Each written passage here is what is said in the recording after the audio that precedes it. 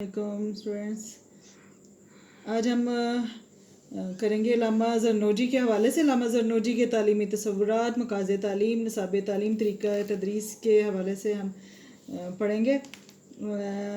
अल्लामा ज़रनोजी, अल्लामा बुरहानुद्दीन ज़रनोजी इनका पूरा नाम है। 13वीं सदी के ये एक अरब मुफ़क्किर हैं और 1170 में ये पैदा हुए। हालात ज़िंदगी हमें नहीं मिलते हैं। मसलक के लिहाज से ये हनफी थे।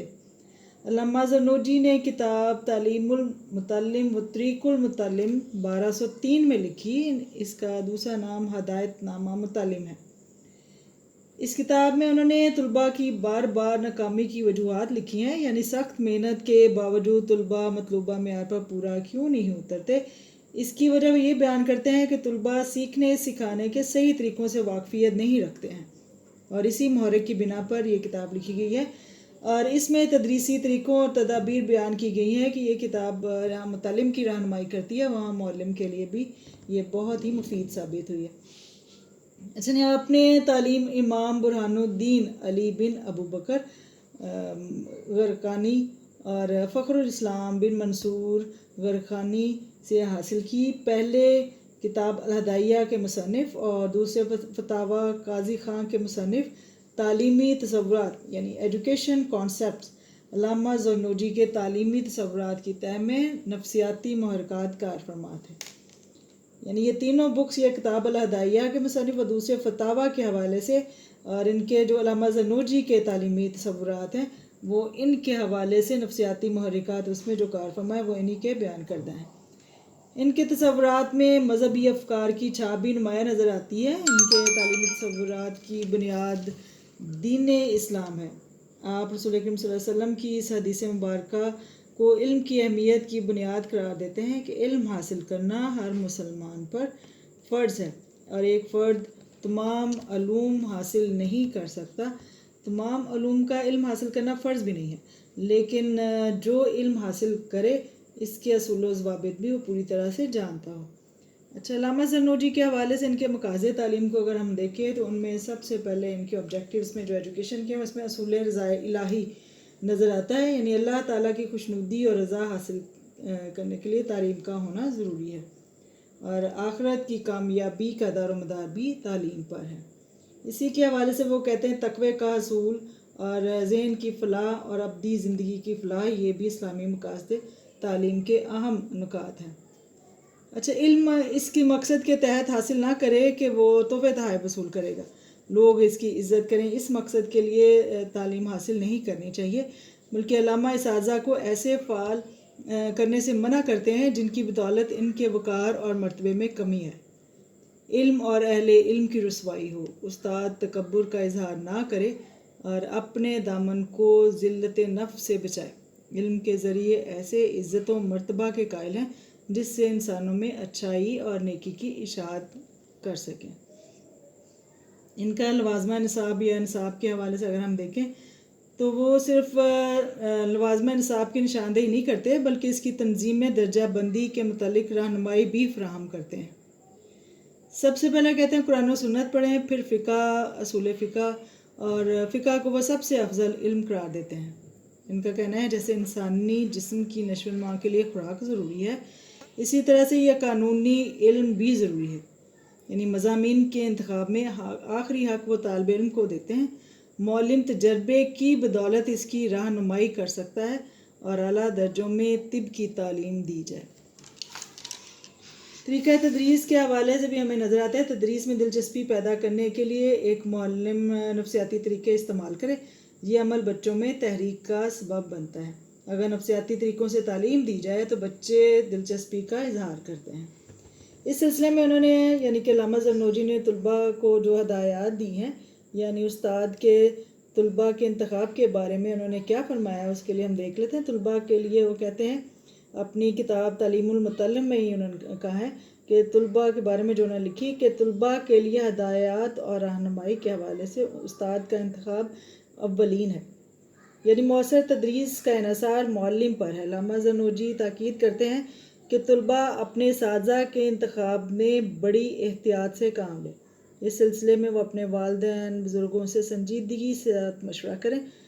لیکن جب ایک دفعہ استاد کا انتخاب کر لیں تو نصاب کی تکمیل کیے بغیر اسے بدلنے سے گریز کریں۔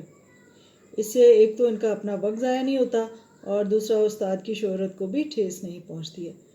صاحب علم، پرہیزگار، تجربہ کار استاد کا انتخاب کیا جانا چاہیے۔ یہاں پہ وہ استاد کے انتخاب کے حوالے سے بات کرتے ہیں، وہاں پہ انہوں نے اپنے ساتھی کا انتخاب یعنی فرینڈ کے حوالے سے بھی انہوں نے کہا ہے، اور موزوں دور کے حوالے سے بھی ان کے ہمیں جو نظریات ہیں وہ نظر آتے ہیں، اور مؤثر تعلیم یا صبر و تحمل کے حوالے سے وہ کہتے ہیں طالب علموں کو نصیحت یا ہدایہ جو دیتے ہیں اس میں یہ کہ تعلیم کے معاملے میں جلد بازی سے کام نہیں لینا چاہیے، استقامت کے ساتھ تعلیم کا سلسلہ جاری رکھے۔ اس کے لیے وہ یہ مثال دیتے ہیں کہ جیسے ہلکی آنچ پر چھڑی سیدھی کی جا سکتی ہے، تو اسی طرح تعلیم میں تعطل یا وقفہ نہ آنے دے۔ اگر یعنی کہ متعلم کے پاس تعلیمی اخراجات نہ بھی ہوں تو محنت مزدوری کر کے وہ اپنی تعلیمی سلسلہ کو جاری رکھے۔ اپنے دوست کے انتخاب کے حوالے سے وہ کہتے ہیں ایسا دوست بنائے جو نیک ہو، متقی، محنتی، صالح ہو اور اچھی عادات کا حامل ہو۔ نکھٹو، فسادی یا فتنہ پرداز، کاہل یا غلط کار کو دوست نہ بنائے، اور ایسا دوست جو اس کی تعلیم میں مددگار ہو ایسا ہی اس کو دوست بنانا چاہیے، ورنہ دوسرے دوستوں کو جو تعلیم میں رکاوٹ بنے ان کو نہیں بنانا چاہیے دوست۔ موزوں تعلیمی دور کے حوالے سے کہتے ہیں کہ تعلیم حاصل کرنے کا موزوں دور نوبلوغت کا دور ہے۔ اوقات مطالعہ کے موزوں وقت کے حوالے سے وہ کہتے ہیں کہ موزوں وقت رات کا ہے۔ اس کی مثال وہ یہ دیتے ہیں کہ جس طرح اونٹ رات کو بہتر سفر کرتا ہے، اس طرح سے انسانی ذہن بھی بہتر تعلیم حاصل کرتا ہے۔ شام کے دھندلکے اور طلوع سحر کو مطالعے کے لیے بہترین اوقات قرار دیتے ہیں۔ شب بیداری کے حوالے سے وہ کہتے ہیں کہ اعتدال سے کام لینا چاہیے، زیادہ اپنے آپ کو فٹیگ میں نہیں ڈالنا چاہیے، یعنی ایسا نہ ہو کہ کمزور ہو کر رسول علم کے لیے وہ قوت کو ہی کھو بیٹھے۔ اس ضمن میں وہ ایک حدیث کا حوالہ دیتے ہیں کہ تمہارا ذہن تمہاری سواری کا جانور ہے، اسے اعتدال کے ساتھ استعمال کرو۔ اسی طرح سے میتھڈ آف اسٹڈی کے حوالے سے یعنی طریقہ مطالعہ کے حوالے سے کہتے ہیں کہ حفظ کی بجائے سمجھ بوجھ کو مد نظر رکھنا چاہیے، یعنی وہ فہم پر زیادہ زور دیتے ہیں۔ طوطے کی طرح رٹنا درست نہیں ہے، فہم کے ساتھ 2 حرف اگر ہم سیکھتے ہیں تو وہ 2 بوجھل کتابوں کے رٹنے سے بہتر ہے۔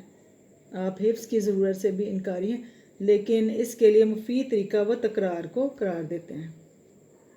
اچھا، کہتے ہیں اعادہ بہت ضروری ہے۔ اعادہ سے مراد یہ کہ رپیٹ، اگر سبق پڑھ لیا ہے تو اس کا اعادہ کرنا بہت ضروری ہے۔ اعادے کے لیے علامہ زنوجی طالب علموں کو کہتے ہیں کہ وہ کل کے سبق کو 5 دفعہ دہرائے، اور اس سے پہلے اگر 1 دن کا سبق ہے تو اس کو 4 بار، اور اس سے مزید 1 دن پہلے کے سبق کو 3 دفعہ دہرائے، اور اپنی سہولت کی خاطر اس میں ترمیم بھی کر سکتا ہے۔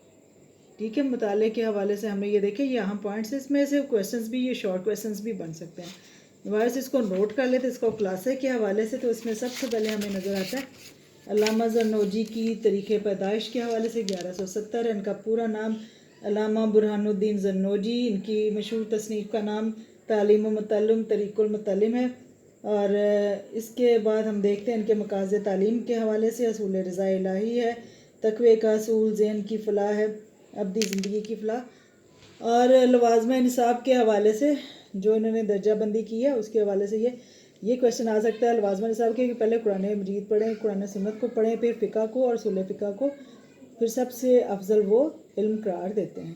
طریقہ تدریس کے حوالے سے دلچسپی کو کہتے ہیں کہ وہ ایک معلم کے لیے سب سے بہترین نفسیاتی طریقہ ہے جس کو اختیار کیا جانا چاہیے۔ طلباء کے ہدایات کے حوالے سے وہ یہ کہتے ہیں کہ استاد کا انتخاب جو ہے وہ سوچ سمجھ کر کرنا چاہیے، اور اس میں ان کو صبر سے ساتھ کام لینا چاہیے، کیونکہ آہستہ آہستہ ہی وہ زیادہ اچھی طرح سے تعلیم حاصل کرتے ہیں۔ اور دوسری بات وہ یہ کہتے ہیں اپنے دوست کے حوالے سے بھی ساتھی کا انتخاب جو ہے سوچ سمجھ کے کرنا چاہیے۔ پھر اس میں ایک کویسچن بنتا ہے کہ علامہ زرنوجی کے نزدیک سب سے موزوں دور کون سا ہے، تو اس میں اس کا آنسر نوبلوغت کا دور آتا ہے، اور سب سے بہترین وقت پڑھائی کے لحاظ سے تو وہ رات کا وقت ہے۔ تو اس طرح سے طریقے مطالعے کے حوالے سے وہ کہتے ہیں کہ حفظ کی بجائے وہ فہم پر زور دیتے ہیں کہ طوطے کی طرح رٹنا نہیں چاہیے، اس سے بہتر ہے آپ اس کو سوچ سمجھ کر پڑھیں۔ اعادہ کے حوالے سے وہ کل کے سبق کو 5 دفعہ اور اس سے پہلے کے سبق کو 4 دفعہ، اس سے مزید پہلے کے سبق کو 3 دفعہ دہرانے کے لیے کہتے ہیں۔ یہ تھے علامہ زرنوجی کے حوالے سے ان کے تصورات اور ان کے عقائد کے حوالے سے ہم نے بات کی۔ نیکسٹ ہم بعد میں دیکھیں گے۔